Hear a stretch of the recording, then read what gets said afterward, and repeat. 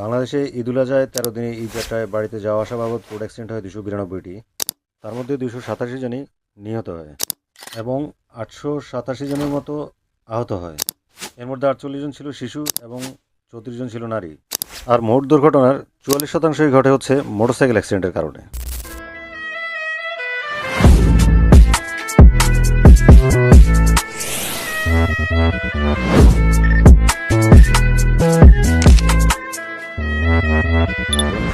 আমাদের দেশে ২০২৫ সালে টোটাল সড়ক দুর্ঘটনা ঘটে ৭৫৮৪টি। তার মধ্যে ৭৩৪৭ জনই মৃত্যুবরণ করেন এবং ১৬৩৫৯ জন হচ্ছে আহত হন। এটা কিছু কম বেশি হতে পারে, এটা আমি চ্যাটজিপিটি থেকে এই তথ্য নিয়েছি। এটাও কিন্তু হিউজ আসলে। তো এই অ্যাক্সিডেন্টগুলো হওয়ার পিছনে রিজনটা কি, আসলে সে ব্যাপারটা একটু জানি। আমাদের দেশে যে সিস্টেমে গাড়ি চালানো হয় এই সিস্টেমটা আসলে এটা কোনো সিস্টেমের মধ্যে পড়ে না। ম্যাক্সিমাম মানুষ ড্রাইভিং লাইসেন্স নেয়, যারা অনেকে ড্রাইভিং জানেও না, দালাল ধরে হোক যেভাবে হোক ওরা সিস্টেম করে তো লাইসেন্স নেয়।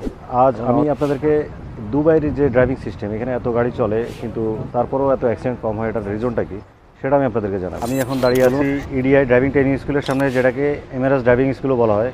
এটা হচ্ছে দুবাইয়ের মধ্যে নাম্বার 1 ড্রাইভিং স্কুল এবং সারা ওয়ার্ল্ডের মধ্যে টপ 10 স্কুলের মধ্যে একটি। এই স্কুলটাতে আসলে কী শেখানো হয় সেটাই আমি আজকে আপনাদেরকে জানাবো এবং প্রতিটা মানুষেরই ড্রাইভিং করতে হলে এই বিষয়গুলি নিয়ে জানা উচিত। তো চলুন যাওয়া যাক ভিতরে। এটা হচ্ছে ড্রাইভিং লিসেনিং ডিপার্টমেন্ট। এখানে বেসিক্যালি থিওরি টেস্ট হয়। আর এই মাথা থেকে এই মাথা পর্যন্ত পুরোটাই এই স্কুল এরিয়া এবং এটা হচ্ছে মেইন এন্ট্রেন্স। তো চলুন ভিতরে যাওয়া যাক, ভিতরে কী কী আছে দেখা যাক।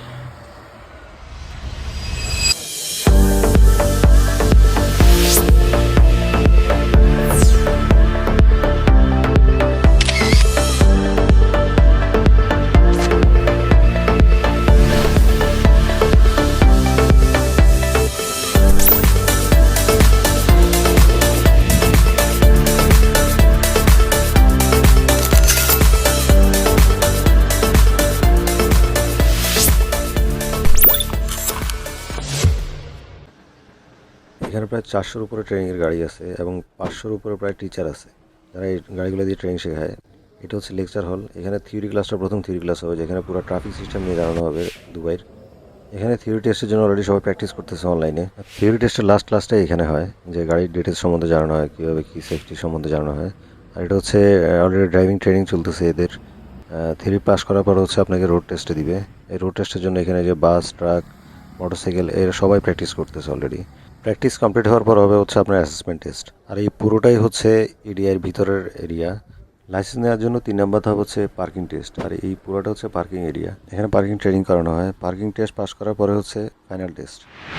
ফাইনালি এই 4টা ধাপ পাস করার পর হচ্ছে গিয়ে একটা লোক লাইসেন্স পায়। Theory test, assessment test, parking test এবং ফাইনাল টেস্ট। এই 4টা ধাপ পাস করা এত ইজি না, because of the safety issue. কারণ ড্রাইভিং অনেক ইম্পর্টেন্ট একটা জিনিস। সো এই জিনিসটা সরকার আসলে মাথায় রাখা উচিত এবং এই সিস্টেমটা আমাদের বাংলাদেশেও চালু করা উচিত। আরও একটা ব্যাপার আমি কথা বলতে চাই, সেটা হচ্ছে যে আমাদের দেশে অনেকেই ড্রাগ নিয়ে গাড়ি চালায়, যেটা খুবই ডেঞ্জারাস, সেটা নিজের জন্য এবং প্যাসেঞ্জার তাদের জন্য। এখানে এই বিষয়ে খুবই স্ট্রিক্ট রুলস। ২০,০০০ দেওয়ার জরিমানা এবং আপনার গাড়ি জব্দ হতে পারে, লাইসেন্স বাতিল হতে পারে। সো আমাদের দেশের সরকারের কাছে এই জিনিসটা আবেদন থাকবে যে এই জিনিসটাতে যাতে আরও স্ট্রংলি হ্যান্ডেল করা হয়। এবং আমাদের দেশে আমি কখনো দেখিনি যে রাস্তায় দাঁড় করিয়ে কেউ নেশাগ্রস্ত অবস্থায় গাড়ি চালাচ্ছে কিনা সেটা চেক করা। কারণ একটা দুর্ঘটনা ঘটে গেলে আসলে সেটা কিন্তু ফেরত নেওয়া সম্ভব না। সবাই ভালো থাকবেন, দেখা হবে আবার নতুন কোনো ব্লগে। আল্লাহ হাফিজ।